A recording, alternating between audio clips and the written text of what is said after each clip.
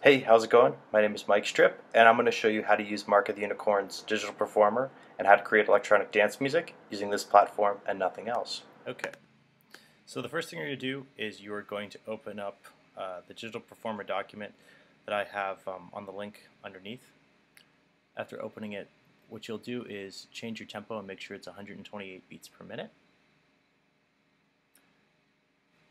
After that, you're going to open up the samples and MIDI folder that I made for you. I have it highlighted in red. These will basically be our files because I want to save time on recording and not go over everything, details on recording, assuming that you know how to record MIDI and import MIDI. So just for display purposes, we're going to click on our MIDI track. Our MIDI track for the kick is run through a synthesizer called Model 12, which is like a drum machine. What we're going to do now is drag that kick MIDI file onto the kick MIDI track that I have on Digital Performer. Also, don't worry about those numbers because those numbers that the conductor says 4/4, it does that by default.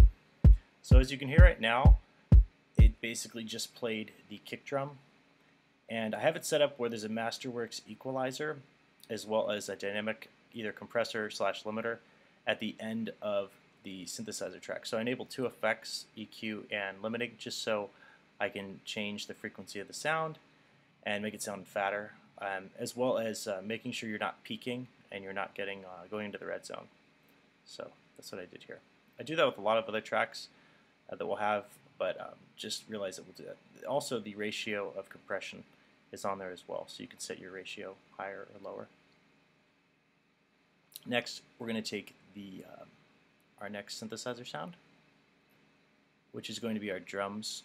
So as we take the drums here, we're going to start at 2. Bar 2 is where we're going to start. Then I'll open up the track and we'll play it.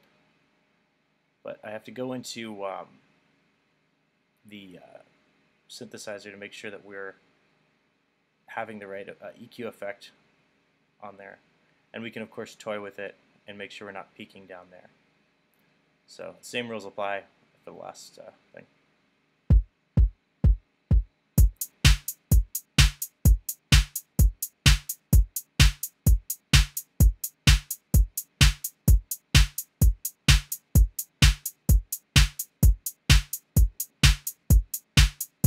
So I use the compressor here.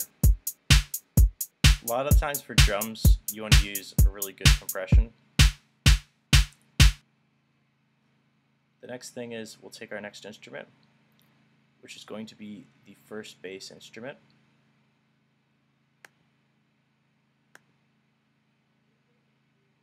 And I'm going to start that at measure 3.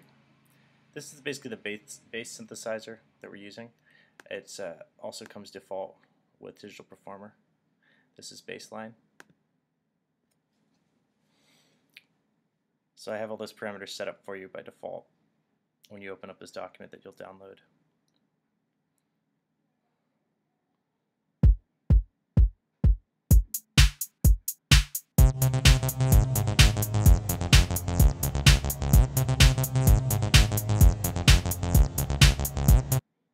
So there's the bass track. We're going to double it up because I basically created another version of bassline for the second bass part because you want to have two basses just to give it a certain sound. So that other bass line is of course going to match up with the previous. And yeah. So the next thing we'll do is I'll open up the mixing board again, and I'm going to go into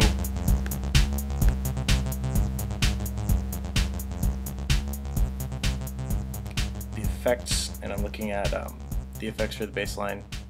There's something different. What I did before was added the Masterworks EQ and dynamics, but now we're using eVerb, which is a reverb plugin.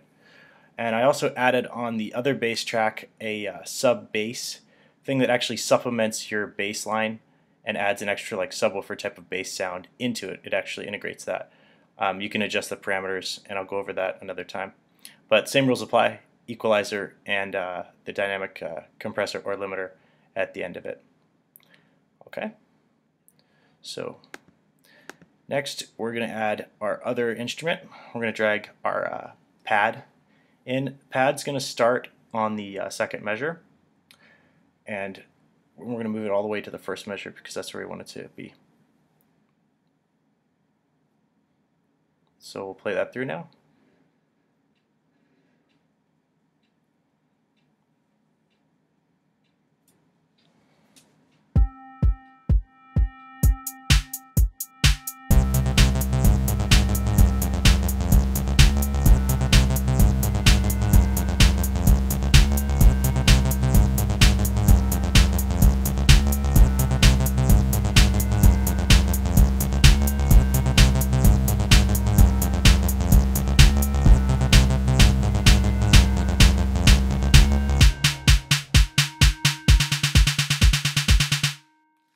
We're going to take our next MIDI file coming up, which is going to be our synthesizer. So I have that saved as synth MIDI here. We're going to drag that in, and the synthesizer is going to start at measure 6. That's where I'd like to have it programmed on this track. It's basically an arpeggiated synthesizer running through nanosampler. Nanosampler is a sampler type of keyboard program. On the previous one, the pad, we used Proton. Very basic, not much to explain there. So for the nanosampler, I made the adjustments already for you so you can have access to it, and we'll hear it.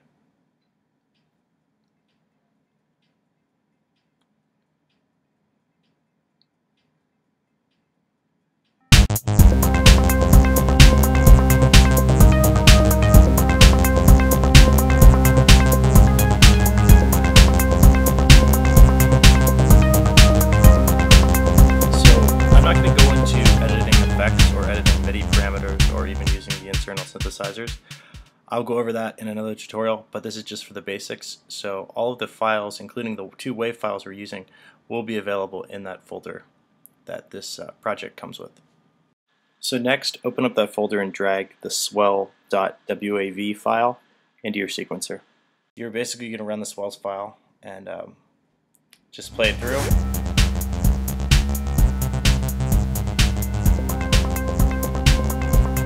And then the second portion of it.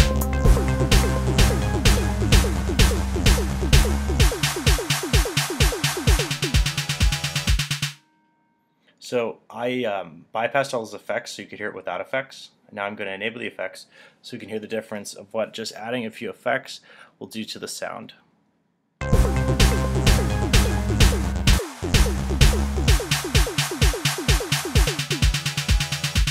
Sounds a little bit brighter, and that's what we're looking for. So basically for our next one, we're going to run with a vocal. Set it at 1, just like the previous. And the vocal basically occurs twice, just like the other sample in the track here. I have the equalizer dynamics just like everything else, but the addition of a pattern gate and echo in there. So we're going to hear it without the effects.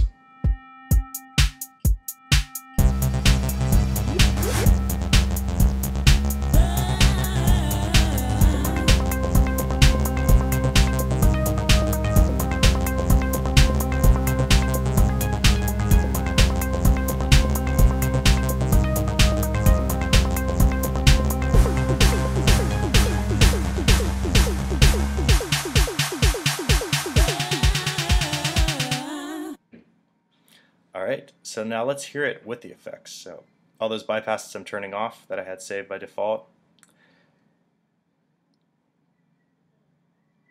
I'm not going to discuss parameters like I mentioned before. So now we're going to hear it, and of course it's a vocal. Also notice that the compression ratio, I had it as a 10:1.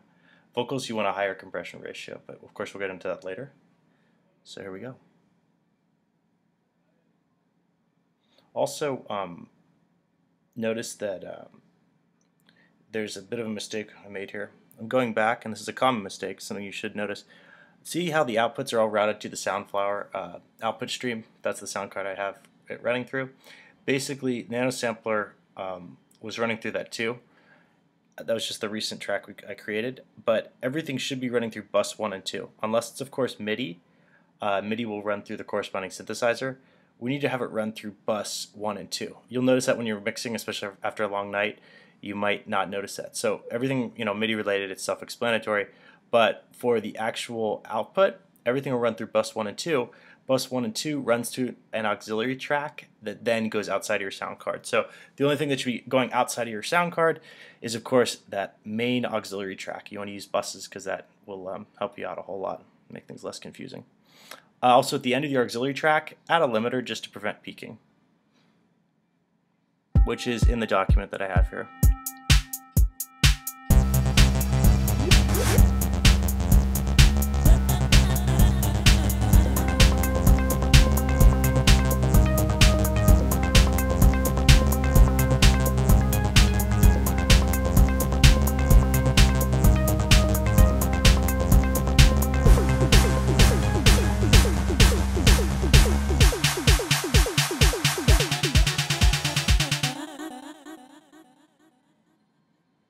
So there we have it.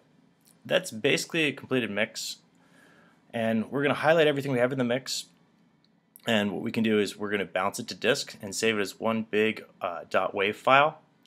So one of the things you want to do is of course change the name and make sure that everything's going to the source, which is that sound card like I mentioned before. So if you ever make a mistake where you bounce things to the wrong bus like I showed you earlier, you just basically want it to go to that one sound card. I'm going to change the file location of the desktop so it's easy access, and I'm going to change the name to just mix. It will bounce to disk. We'll go over those settings another time, but now that it's bounced to disk, I should have a file. After a few seconds it will be on my desktop, and you'll see there's the mix.